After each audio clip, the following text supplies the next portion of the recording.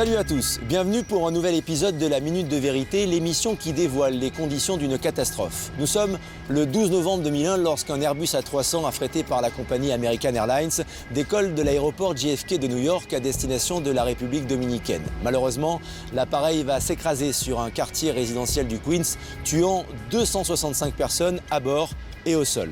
Dans quelles conditions? Voici la reconstitution, les détails dans la Minute de Vérité et c'est tout de suite sur Direct 8. 2 mois après les attentats du 11 septembre, un avion décolle de New York. Mais au bout de quelques secondes, c'est la panique. C'est quoi ce bazar? Les New-Yorkais assistent à une scène terrifiante. Une grande ombre s'est abattue sur la maison. Tandis que l'équipage se bat contre les commandes, l'avion commence à se désagréger. Et au bout de quelques secondes, il s'abat sur un quartier paisible. Bilan, 265 morts. Des cadavres partout. Terrorisme, incident technique, erreur humaine. La tragédie du vol 587 allait être à l'origine d'une des enquêtes les plus déroutantes jamais menées et dont la conclusion allait ébranler toute l'industrie aéronautique. Ça n'était jamais arrivé. Grâce à la simulation informatique, nous allons vous montrer ce qui a provoqué l'accident d'avion du Queens. Les catastrophes sont rarement le fruit du hasard.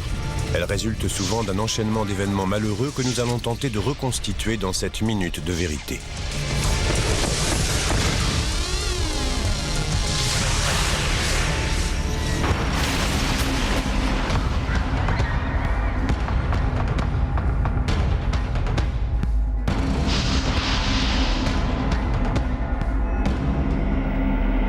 « 11 septembre 2001. L'Amérique est en larmes.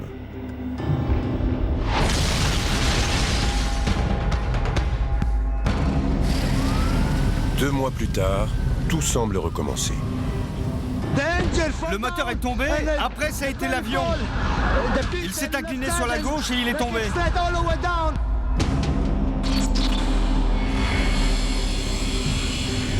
États-Unis, New York, quartier du Queens, 12 novembre 2001. À 6h30, l'aéroport John Fitzgerald Kennedy est en alerte maximum. Le 11 septembre est dans toutes les mémoires et pour les professionnels du secteur aérien, la sécurité est une priorité. Sur le tarmac, l'équipage du vol American Airlines 587 se prépare pour un trajet de 3h30 à destination de la République dominicaine. Le commandant Ed States, le pilote, et l'officier pilote de ligne, l'OPL Stan Moline, examinent soigneusement leur avion.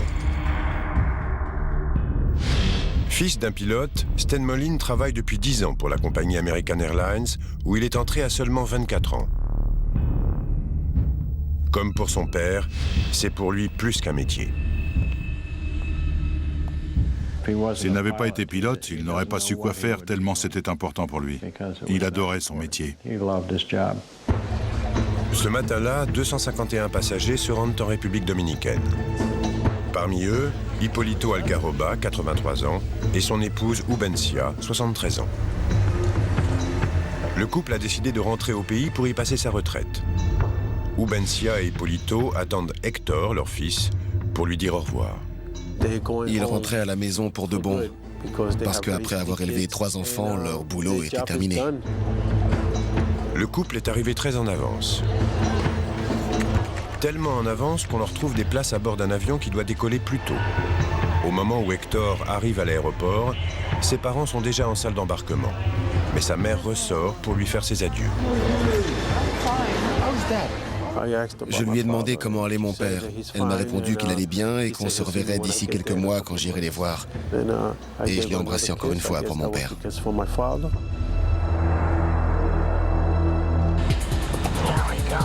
À 7h du matin, Ed States et Stan Moline passent en revue la checklist pré-vol. L'avion, un Airbus A300-605R, peut accueillir jusqu'à 266 passagers. Construit 13 ans plus tôt, c'est un des avions les plus anciens de la flotte d'American Airlines et il compte près de 37 000 heures de vol. Mais il s'agit d'un des avions les plus fiables en service dans le monde.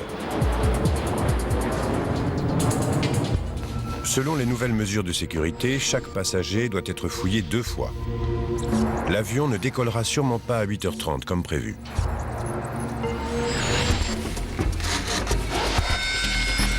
À 9h, les 251 passagers sont enfin à bord. Je programme l'ordinateur. La checklist pré-vol est terminée. Rien à droite. Rien à gauche. Le vol 587 se dirige ensuite vers la piste 31 gauche. Par cette belle journée, c'est Stan Moline qui va piloter lors de la première partie du vol. 9h11. Un 747 de la Japan Airlines, placé juste devant le vol 587, reçoit l'autorisation de décoller. Le contrôleur adresse à Moline et States un avertissement de routine pour les informer que l'avion japonais risque de provoquer des turbulences. Autorisé à décoller American 587. Ed States doit maintenir une distance de sécurité entre son Airbus et le 747. En effet, au décollage, chaque avion provoque un sillage turbulent susceptible de perturber les autres avions. La distance te convient? Ça ira une fois qu'on sera parti. Donc c'est bon. Leur plan de vol va leur faire traverser la baie Jamaïca et la péninsule de Rockaway dans le Queens. Il s'agit d'un quartier résidentiel très prisé, surtout par les pompiers et les policiers de New York. Ce 11 novembre, a beau être un jour férié, tout le monde n'est pas de repos. Ok. Bon, j'y vais. L'inspecteur Michael Morley et sa femme travaillent. Et la belle-mère du policier va s'occuper du bébé du couple, âgé de 2 ans, Michael Jr. C'était une journée comme une autre. Je venais de passer ma première semaine à ne plus travailler 12 heures par jour et à ne plus aller au World Trade Center. Au bout d'une semaine, on essayait de revenir à la normale. La voisine de Michael Morley, Lois Shore, est contrôleuse financière dans une entreprise de luminaires. C'était une très belle journée et je ne pensais à rien. Je partais travailler. Jour férié oblige, Mark, son mari, reste à la maison. Il doit emmener leur fils de 15 ans chez le médecin. Jason, on y va? S'il arrive à le sortir du lit. Je lui ai demandé pourquoi il était encore couché. Comme tous les ados, il m'a répondu d'un regard et je lui ai dit qu'il fallait qu'on y aille. À 9h14, Stan Moline entame la phase de décollage. Rotation. À 9h14 et 29 secondes, V2. le vol 587 décolle. Vario positif, rentre le train. Le contrôleur aérien de l'aéroport Kennedy leur souhaite un bon voyage et indique aux 2 hommes qu'ils doivent contacter New York Départ. À 9h15, l'avion est à 1700 pieds d'altitude, soit environ 520 mètres. Et le contrôleur lui communique un point de cheminement. American 587, virez à gauche, direction Point Wavey. Tournons direction Wavey, American 587. Une seconde plus tard, l'avion commence à vibrer. Le copilote suppose que les turbulences sont provoquées par le gros porteur de la Japan Airlines qui est juste devant. Cela n'a rien d'inhabituel et Stan Moline continue sa manœuvre. 250, merci. Le commandant augmente la vitesse de l'avion à 250 nœuds, soit 460 km/h, le maximum autorisé à une telle altitude. Mais quelques secondes plus tard, les turbulences s'amplifient encore et Stan Moline intervient. À l'aide de son pied, il actionne la gouverne, d'abord à droite, puis à gauche, pour essayer de stabiliser l'avion.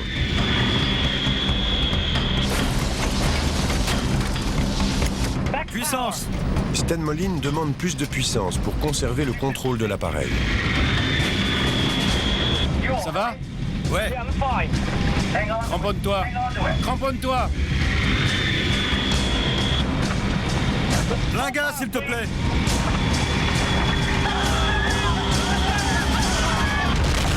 Bon sang. Moins de 2 minutes après le décollage, le vol 587 est en difficulté. La vie de 260 personnes dans le ciel et de beaucoup d'autres à terre est menacée. Il ne s'est écoulé que 89 secondes depuis le décollage, mais dans le poste de pilotage, l'OPL Stan Moline se bat contre les commandes. C'est quoi ce bazar? Je suis bloqué. Sors de cette zone.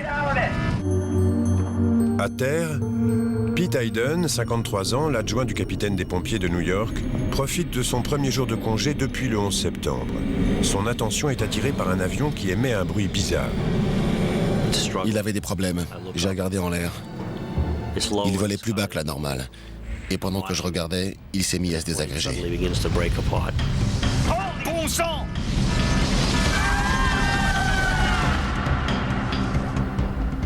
J'ai vu des petits morceaux se détacher de l'arrière de l'aile gauche, des flammes et de la fumée sortir.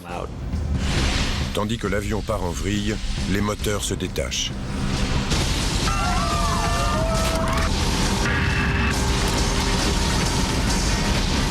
Mark Shore, qui essaye de faire lever son fils, entend lui aussi l'avion. On aurait dit le Concorde. Allez, Jason, on a rendez-vous chez le médecin. Debout. La maison commence à trembler.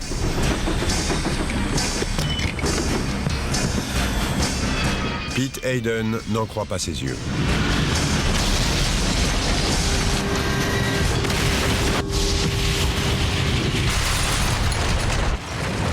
À 9h, 16 minutes et 15 secondes, le vol 587 s'écrase.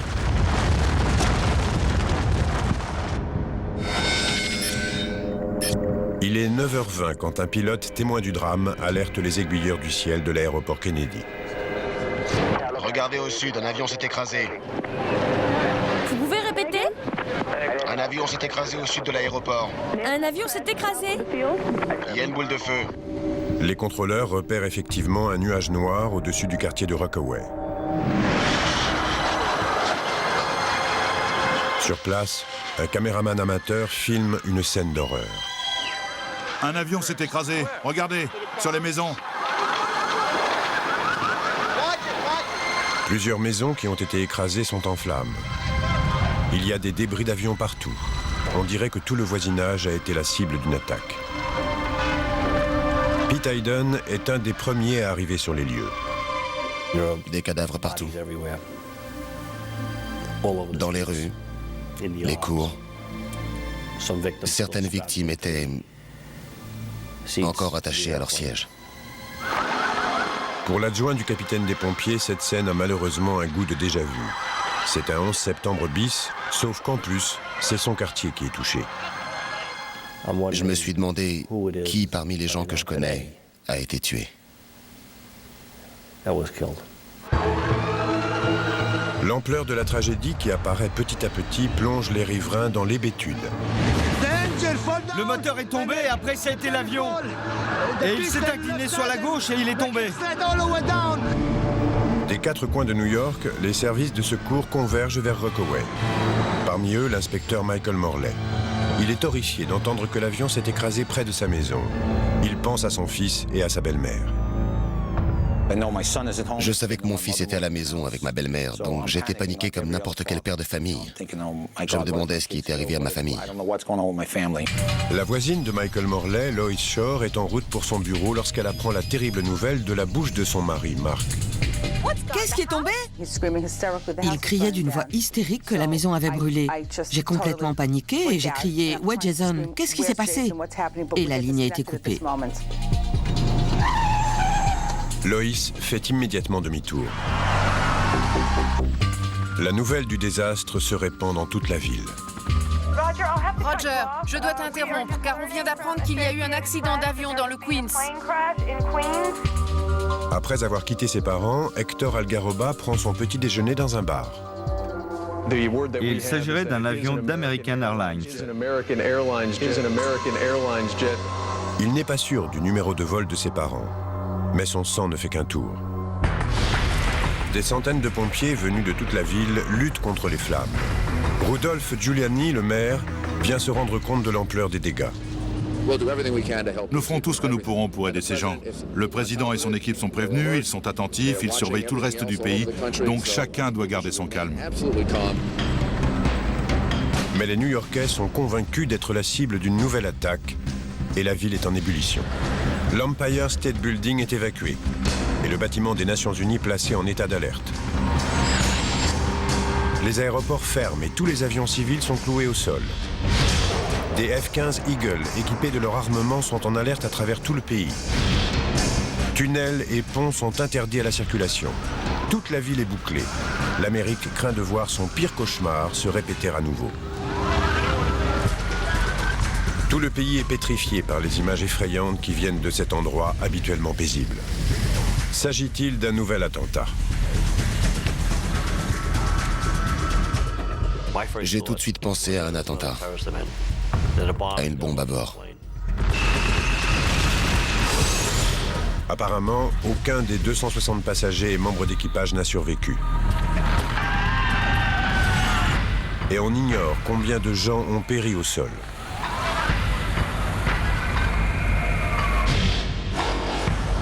L'avion a écrasé 4 maisons à l'intersection de Newport Avenue et de Beach 131e rue. De l'autre côté, 5 maisons sont la proie des flammes. L'une d'elles est celle de Michael Morley.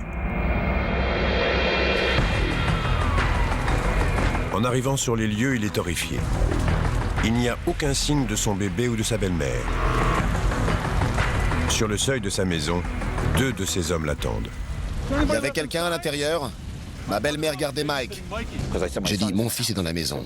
On n'a vu personne. Ils avaient cru que j'étais encore en train de dormir. Alors j'ai demandé, vous avez bien regardé? Et ils m'ont répondu oui. À mesure que les véhicules de secours arrivent, les rues menant à Rockaway sont fermées. Mais Lois Shore s'efforce de rentrer chez elle. Je n'avais aucune idée de ce que j'allais trouver ni de ce qui s'était passé, mais il fallait que je rentre. Michael Morley est face à un dilemme terrible. Ceux qui l'aiment ont disparu au cœur de l'enfer de flammes, mais c'est lui qui est responsable des opérations sur les lieux. Je suis un homme comme les autres, mais j'étais aussi le plus haut gradé présent sur les lieux de cette catastrophe de grande ampleur. Je savais que les collègues allaient bientôt réagir et venir donner un coup de main, mais à ce moment-là, c'était moi le patron. Et qu'est-ce que je devais faire? Pour retrouver son fils, Lois Shore abandonne sa voiture et court vers sa maison. Elle se heurte alors à un cordon de policiers.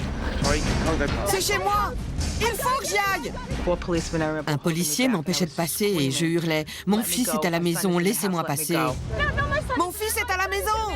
C'est sa maison! Michael Morley ignore toujours ce qui est advenu de sa famille. Quand les responsables de la police arrivent, il leur apprend que son bébé et sa belle-mère sont portés disparus. L'un d'eux m'a dit, Mike, pourquoi t'es encore là? Pour donner un coup de main. File chercher ta famille. J'ai dit d'accord.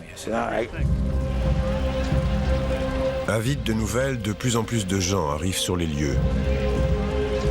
Hector Algaroba est l'un d'eux. Il redoute que ses parents n'aient été à bord de cet avion, mais il prie pour un miracle. J'espérais que toutes les flammes et la fumée que je voyais provenaient de l'impact de l'avion qui avait tenté d'atterrir. Et qu'il y avait des survivants. Je m'accrochais à ce tout petit espoir, car la dernière chose qu'on peut perdre, c'est l'espoir. Au milieu du carnage, Lois Shore est toujours à la recherche de sa famille. Je courais pour voir si Jason était vivant.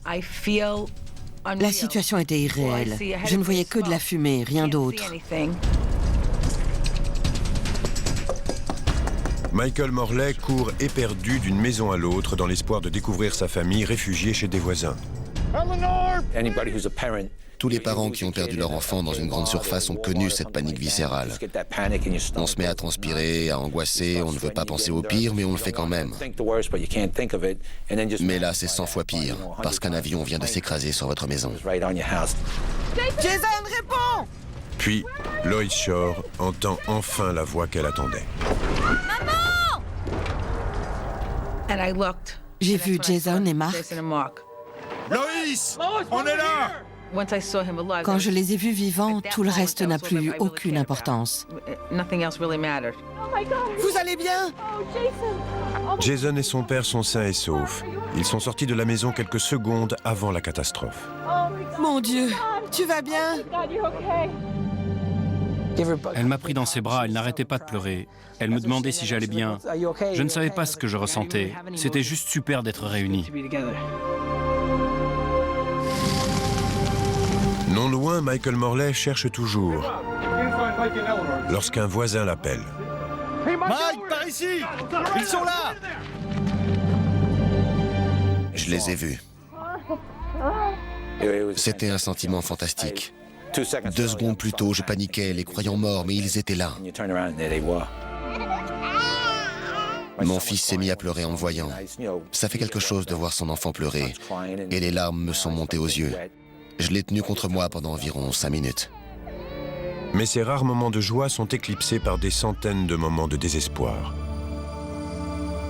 Stan Moline, le père de l'OPL, apprend la terrible nouvelle par téléphone. Quand le téléphone a sonné, j'espérais encore qu'il s'agissait d'un autre avion. Mais je ne voulais pas y croire.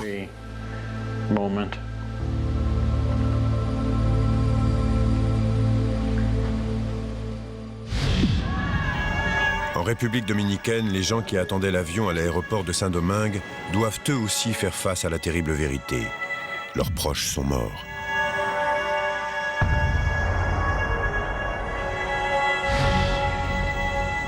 Hector ne veut pas partir avant de savoir ce qui est arrivé à ses parents.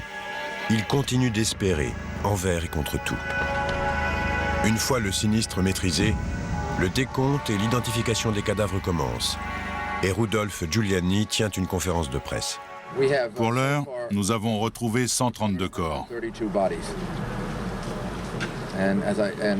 Comme le gouverneur l'a dit, il y avait 260 passagers et membres d'équipage enregistrés sur le manifeste. J'aimerais à nouveau exprimer ma compassion et présenter mes condoléances à tous. Après la conférence de presse, le maire rencontre les familles endeuillées et transmet à Hector la nouvelle qu'il redoutait. Il m'a donné l'accolade et m'a présenté ses condoléances en confirmant que mes parents avaient bien pris ce vol.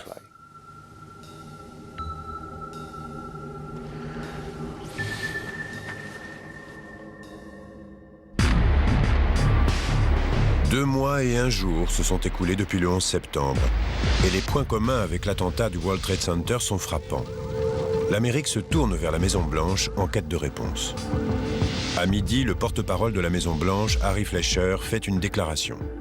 Les premières informations peuvent toujours être amenées à changer et nous n'excluons aucune possibilité. Puis le président Bush interrompt un entretien avec Nelson Mandela pour faire une déclaration. Nous allons envoyer une équipe de la FEMA et le FBI est déjà sur les lieux. Cette enquête est menée par le NTSB qui va s'assurer que les faits seront communiqués dans leur totalité au peuple américain. Comment le vol 587 est-il tombé? Pourquoi un des avions les plus fiables du monde s'est-il disloqué en plein ciel?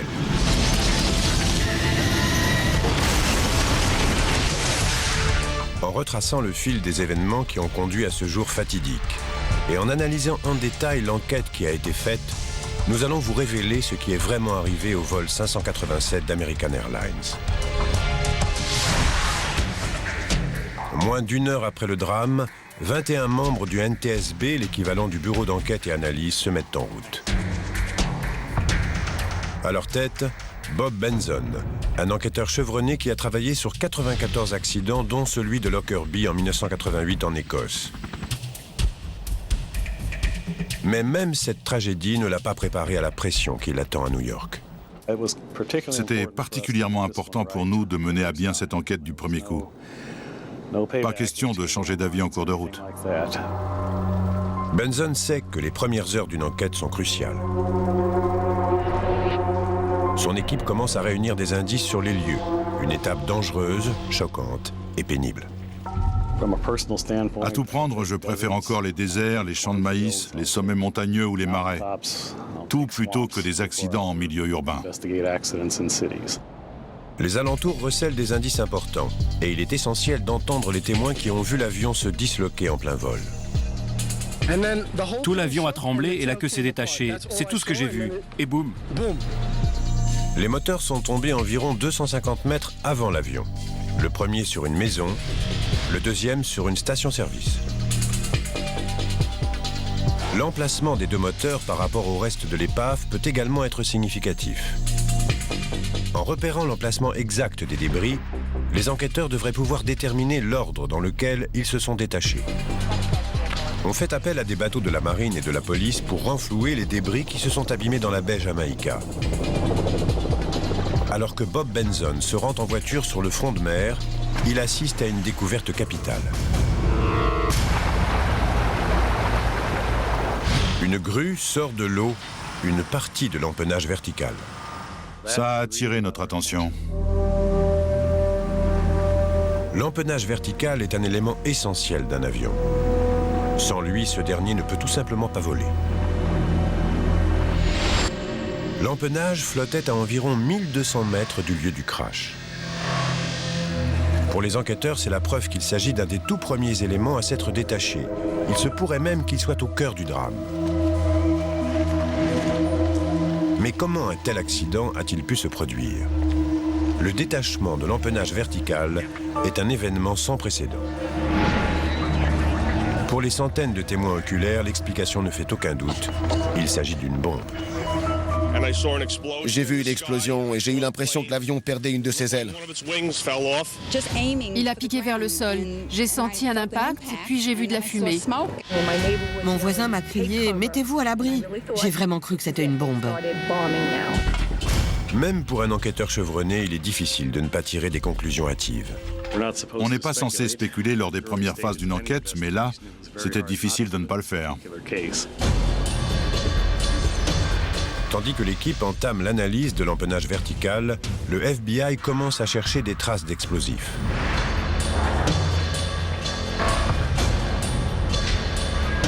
Pour Bob Benson, le temps presse. Lui et son équipe savent que c'est toute une nation qui attend des réponses.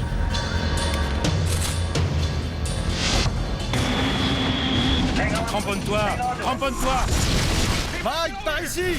Ils sont là! Les spécialistes de la section scientifique du FBI cherchent donc des traces de la présence d'une bombe à bord. Mais ils veulent également retrouver deux éléments clés, les boîtes noires de l'Airbus.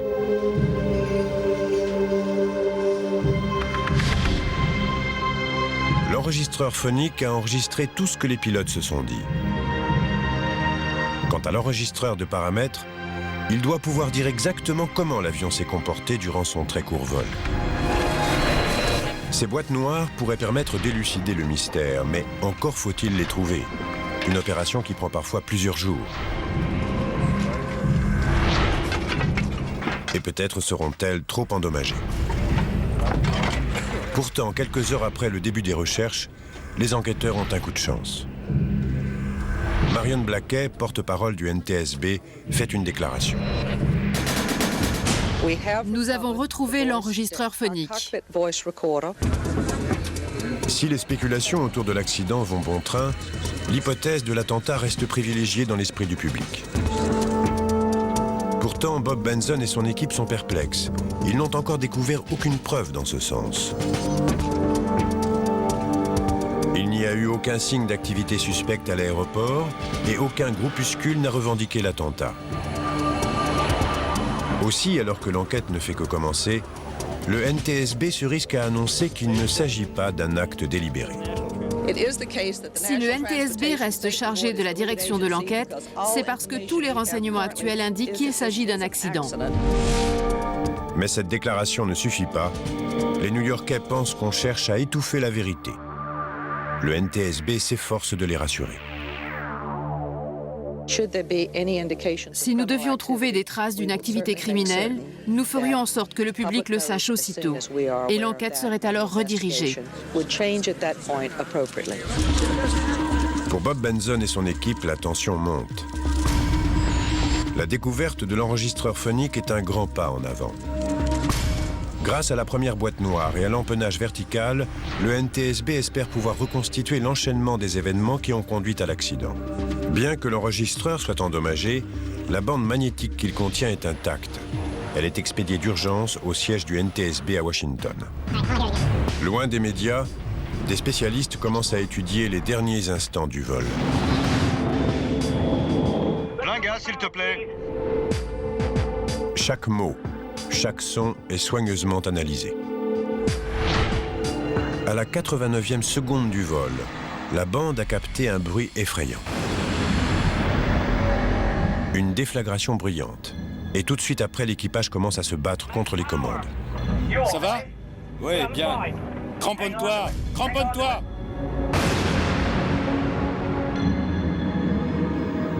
S'agit-il d'une explosion? Y avait-il bien une bombe à bord?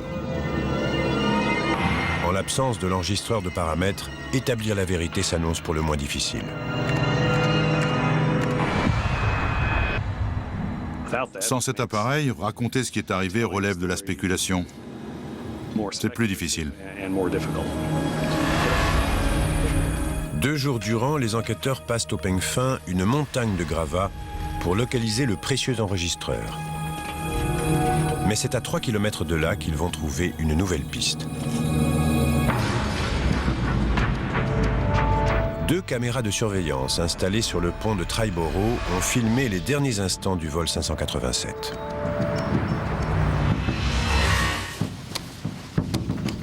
Ces bandes contiennent peut-être la solution. Sur les images granuleuses, l'Airbus n'est qu'un point noir.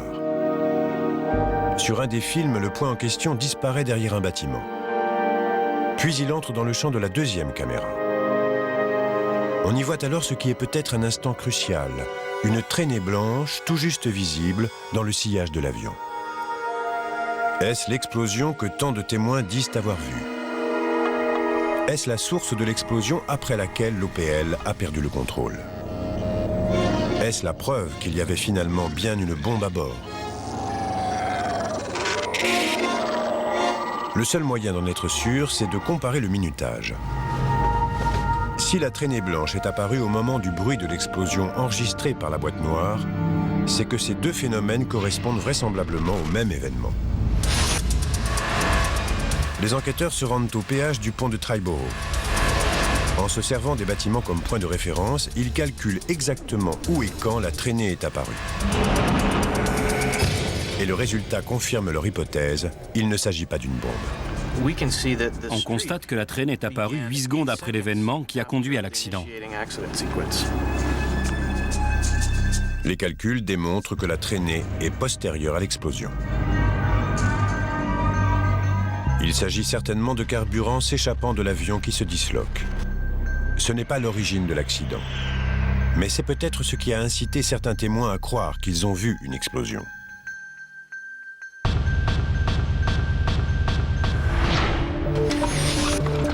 Puis, des lieux du drame, arrive enfin la nouvelle tant attendue par les enquêteurs. On a retrouvé l'enregistreur de paramètres.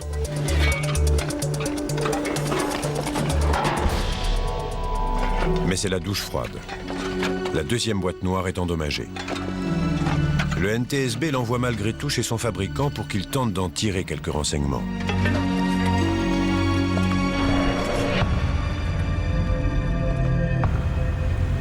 C'est alors que l'empennage vertical repêché dans la baie Jamaïca commence à livrer des indices importants. La première chose qui attire l'attention des enquêteurs est le fait que l'empennage a été fabriqué à partir d'un polymère renforcé de fibres de carbone. Souvent utilisés sur les voitures de course et les équipements sportifs, les matériaux composites sont constitués de couches de fibres de carbone collées les unes sur les autres avec de la résine. L'A300-600 a été un des tout premiers appareils civils à être équipé de pièces faites dans ce matériau très résistant, pièces qui sont réparties sur tout l'avion. Mais en analysant l'empennage, les enquêteurs font une découverte terrifiante. Il existe 6 points de fixation principaux reliant l'empennage au fuselage. Et les 6 ont cédé. Il n'y a jamais eu d'accident dû à un problème avec les matériaux composites, mais Bob Benson ne peut exclure aucune hypothèse. Imaginez une force suffisamment puissante pour briser 6 points de fixation fabriqués avec un des matériaux les plus résistants au monde. Ces 6 éléments maintiennent l'empennage vertical et tous sont cassés. Ça exige une force exceptionnelle. Cette défaillance inquiète l'équipe. Les plans montrent que chaque point de fixation compte 2 oreilles. La première est en aluminium, la seconde en composite. Et elles sont fixées à l'aide d'un boulon en titane. D'après les dégâts constatés, les oreilles et les boulons métalliques ont résisté. Mais toutes les oreilles en composite ont cédé. Benson doit envisager une possibilité terrifiante, un défaut du composite. Il y a alors 240 A300-600 en service et des milliers d'autres avions qui font appel à la même technologie. Si cette hypothèse était avérée, elle aurait des répercussions phénoménales sur toute l'industrie aéronautique. Les concepteurs, les inventeurs du composite, sont passés à côté de quelque chose il y a 25 ans qui commence simplement aujourd'hui à pointer sa sale tête. Et c'est une mauvaise nouvelle pour tous les avions en service. Avant de pouvoir incriminer la fibre de carbone, il faut cependant des preuves irréfutables. Benson expédie en urgence l'empennage vertical à un laboratoire spécialisé de la NASA afin de voir si une éventuelle défaillance peut être détectée. À l'aide d'un microscope électronique à balayage qui a grandi 5000 fois, des spécialistes analysent plus de 3000 cm² de composite, traquant la moindre imperfection. C'est un travail particulièrement lent. Et pendant tout ce temps, la pression ne fait que croître pour Bob Benson et son équipe. On n'endort pas la nuit. Beaucoup de choses dépendent de ces résultats. Les yeux du monde entier au départ, puis ceux des professionnels de l'aéronautique sont braqués sur nous. Mais la pression augmente aussi pour Airbus. Faut-il incriminer la conception de l'avion? Est-ce une erreur d'assemblage? L'avionneur passe en revue toutes les oreilles et tous les boulons équipant la queue, y compris ceux de l'empennage vertical. Après des centaines d'heures d'analyse des plans et des méthodes de fabrication d'Airbus, les scientifiques de la NASA et ceux du NTSB dégagent la responsabilité du constructeur. Ils n'ont rien trouvé de défectueux au niveau de l'avion ou des matériaux employés. La nouvelle est accueillie avec soulagement, mais le mystère reste entier. On était soulagés. Mais on savait qu'il y avait encore beaucoup à faire, car on n'avait toujours aucune idée de la raison pour laquelle l'empennage vertical s'était détaché. Puis, alors même que l'enquête semble dans l'impasse, on fait une découverte capitale. Les renseignements contenus dans l'enregistreur de paramètres s'avèrent exploitables. J'étais vraiment très soulagé. Pourtant, personne n'est prêt à entendre ce que la boîte noire va révéler. L'enquête va basculer. Et le centre d'attention ne sera plus l'appareil, mais celui qui le pilotait, l'officier pilote de ligne, Stan Moline. L'enregistreur indique que 83 secondes après le décollage, ce dernier a imprimé 5 mouvements violents à la gouverne, faisant tourner brusquement l'avion d'un côté puis de l'autre. L'avion a alors dévié de sa trajectoire, d'abord d'un côté puis de l'autre. J'ai épluché beaucoup de paramètres au cours de ma carrière, mais je n'avais jamais vu apparaître ce genre de comportement. Les contraintes aérodynamiques exercées sur un avion de 130 tonnes volant à près de 470 km/h étaient inimaginables.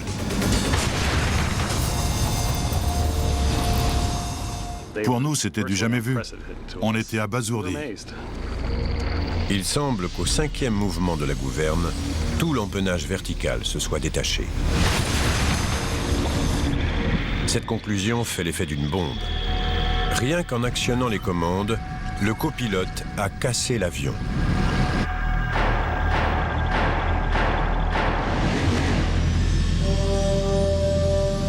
La compagnie American Airlines n'en revient pas. Même ses pilotes les plus expérimentés en sont restés bouche bée. Le NTSB est tellement inquiet qu'il prend aussitôt des mesures. Le 8 février 2002, il diffuse une mise en garde à l'attention de tous les pilotes. Mais il reste encore à prouver que la queue s'est détachée uniquement à cause des forces aérodynamiques. Or, beaucoup de pilotes doutent qu'une telle chose soit possible.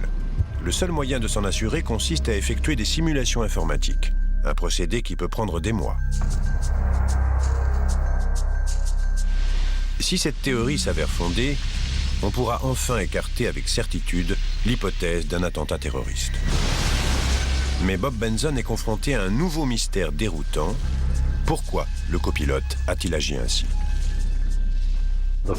L'enquête s'est orientée vers l'OPL. Pourquoi avait-il actionné la gouverne de cette façon? L'enquêteur sait qu'on n'utilise que rarement la gouverne en vol. Il s'agit d'une commande puissante conçue pour corriger le cap d'un avion dans des situations particulières, comme un atterrissage par vent de travers. Ou pour diriger un avion quand il n'a plus qu'un seul moteur. Mais à grande vitesse, le pilote n'a pas à utiliser la gouverne. Benson constitue une équipe pour étudier le comportement professionnel de l'homme qui était aux commandes de l'A300. Ses membres s'entretiennent avec des pilotes d'American Airlines qui ont volé avec lui. C'est une étape délicate. L'aspect humain d'une enquête est toujours difficile. Tout d'abord, on parle d'un individu qui est décédé. Et il faut aller voir ses amis, ses collègues, ses formateurs. Et tenter de comprendre pourquoi il a agi de la sorte. En étudiant le passé de Stan Moline et en discutant avec ses amis et collègues, ils vont découvrir quelque chose de profondément troublant.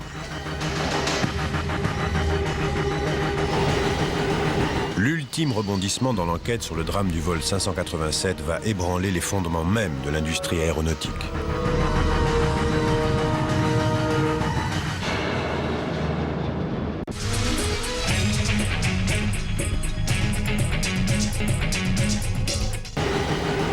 L'ultime rebondissement dans l'enquête sur le drame du vol 587 va ébranler les fondements mêmes de l'industrie aéronautique.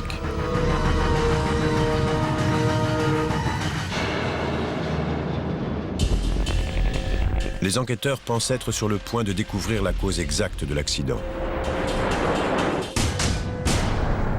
L'enregistreur de paramètres a indiqué que c'étaient les mouvements latéraux imprimés à l'avion par le copilote qui avaient provoqué l'arrachage de l'empennage.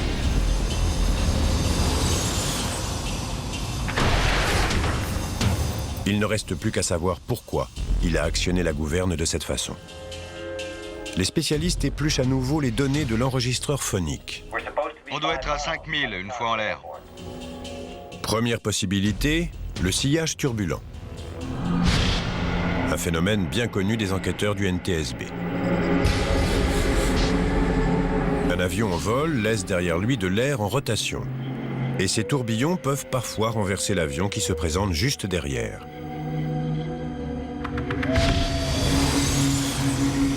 Mais les enquêteurs concluent rapidement que ce n'est pas là la cause de l'accident, car les turbulences n'étaient pas assez puissantes pour perturber suffisamment un avion de la taille de l'A300. Plus l'avion est gros, moins les turbulences le perturbent. Et les A300 sont de gros avions. Apparaissent alors des preuves qui viennent tout bouleverser. En interrogeant les amis et collègues de Stan Moline, les enquêteurs tombent sur un élément capital.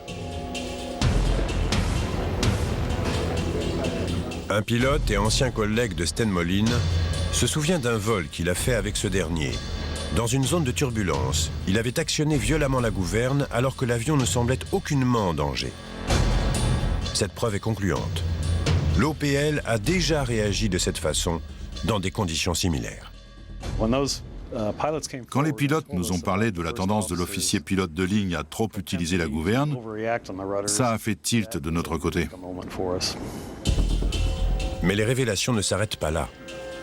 Lorsqu'on l'avait interrogé à l'époque, Stan Moline avait répondu qu'on lui avait appris à utiliser la gouverne de cette façon chez American Airlines. Si c'est bien le cas, c'est la porte ouverte à d'autres problèmes. Si d'autres pilotes avaient suivi la même formation et qu'elle était inadéquate, ça voulait dire que beaucoup de pilotes avaient des idées fausses quant à la façon de piloter.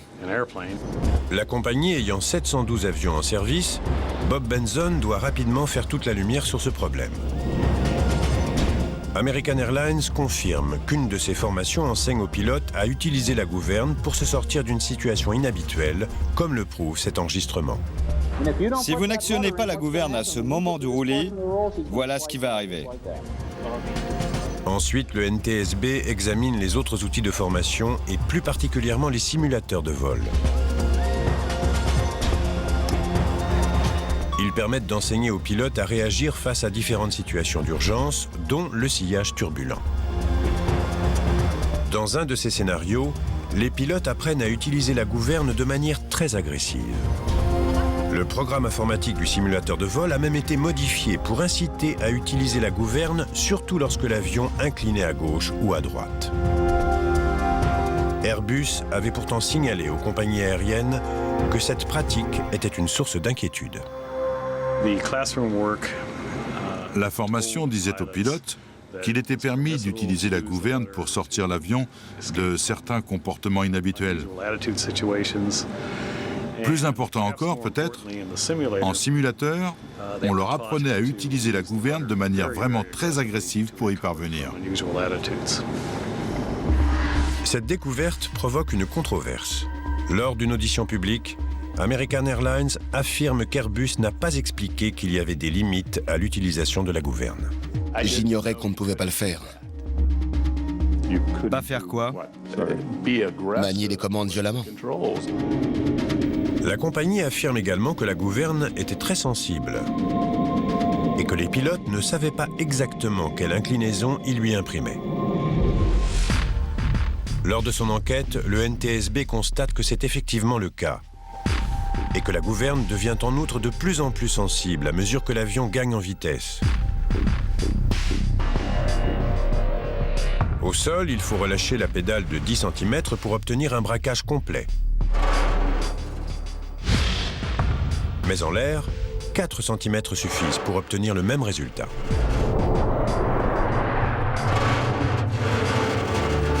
Et les enquêteurs du NTSB découvrent que ceci n'est pas expliqué dans les manuels de formation. Il y avait apparemment un fossé entre ce que l'avionneur connaissait de la sensibilité de sa gouverne et ce que les utilisateurs en savaient. Viennent ensuite les résultats de l'analyse des 5 mouvements exercés par Stan Moline sur la gouverne. Il confirme ce que personne ne veut croire. Il est effectivement possible d'arracher l'empennage d'un avion en plein vol uniquement en actionnant violemment le palonnier.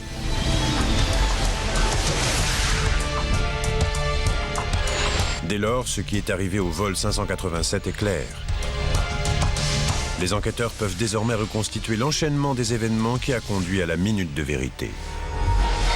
H-5 minutes, le vol 587 attend de pouvoir décoller. Allez sur le taxiway, attendez. Tandis que le 747 de Japan Airlines prend son envol. 30 secondes plus tard, le vol 587 est averti des risques de turbulence. Vent au 260, tournez à droite. H-2 minutes. Le vol 587 décolle à son tour. Vario positif, rentre le train.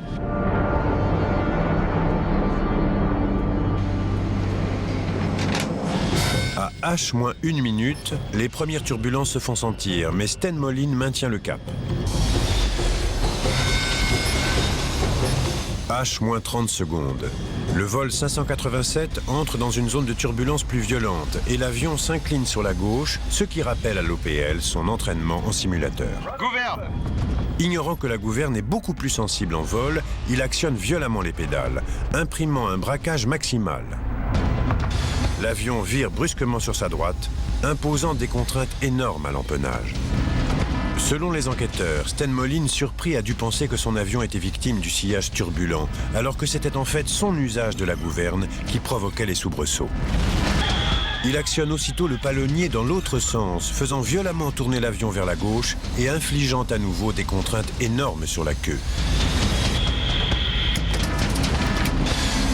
Moline et States sont tous les deux convaincus que l'avion est victime des turbulences. C'est quoi ce bazar? Je suis bloqué! Sors de cette zone! Pour tenter de reprendre le contrôle, Stan Moline retente la même manœuvre, mais vers la droite cette fois. Complètement désorienté, il actionne la gouverne au maximum, conduisant le vol 587 au bord de la catastrophe. À la 5e manœuvre, les 6 oreilles arrimant la queue au fuselage cèdent. Dès lors, l'avion est condamné. Les passagers et l'équipage n'ont aucune idée de ce qui leur arrive. La force d'accélération arrache les 2 moteurs. Et 106 secondes après le décollage, l'Airbus s'écrase. 265 personnes trouvent la mort.